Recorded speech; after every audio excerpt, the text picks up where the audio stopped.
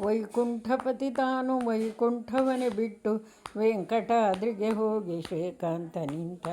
ವೈಕುಂಠಪತಿ ತಾನು ವೈಕುಂಠವನೆ ಬಿಟ್ಟು ವೆಂಕಟಾದ್ರಿಗೆ ಹೋಗಿ ಶ್ರೀಕಾಂತ ನಿಂತ. ನಾಲ್ಕು ಕಡೆಯೂ ನೋಡಿ ವಾಲ್ಮೀಕವನೆ ಕಂಡು, ನಾಲ್ಕು ಕಡೆಯೂ ನೋಡಿ ವಾಲ್ಮೀಕವನೆ ಕಂಡು, ಏಕಾಂತ ಸ್ಥಳವೆಂದು ಬಹುಕಾಲವಲ್ಲಿದ್ದ.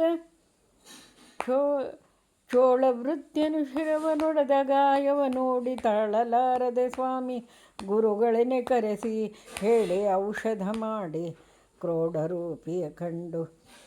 ಕೇಳಿ ಸ್ಥಳವನೆ ಕೊಂಡು ಲೀಲೆ ತೋರುತ್ತಲಿ ಇರುತ್ತಿರಲು ಒಂದು ದಿನ ತುರಗವನೆ ಸ್ಮರಿಸುತ್ತಲಿ ತುರಗ ಬರಲು ಕಂಡು ಮುದದಿ ತಾನೇರಿ. ಪರಿಪರಿ ಮೃಗಗಳ ಅಡವಿಯಲ್ಲಿ ತಾಕೊಂದು ಕರುಣಸಾಗರ ಒಂದು ವನವ ಕಂಡನು. ವನದಲ್ಲಿ ವನಜಾಕ್ಷಿ ರಾಜಪುತ್ರಿಯ ಕಂಡು ಮನಕ್ಕೆ ಬಂದಂತಾಡಿ ಕಲಹ ಮಾಡಿದರು.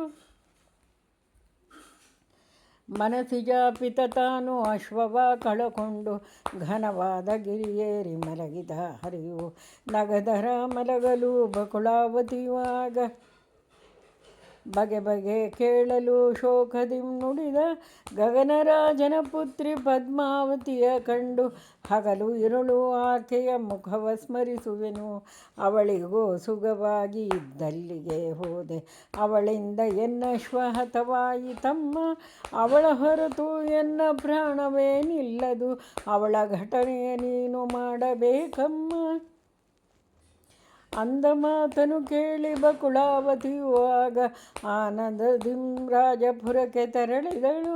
ಸುಂದರಿಯರ ಕಾರ್ಯ ಸ್ಥಿರವಾಗದೆಂದು ಚಂದುಳ್ಳ ಸ್ತ್ರೀ ರೂಪ ಧರಿಸಿದನು ಹರಿಯು.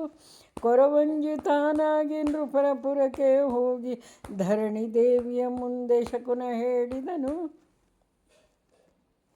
ತಿರುಗಿ ಬರಲಾತಗೆ ಮಗಳ ಕೊಡುವೆನೆಂದು ಹರಿಗೆ ನಿಶ್ಚಯ ಮಾಡಿ ಶುಕರ ಕಳುಹಿಸಿದರು.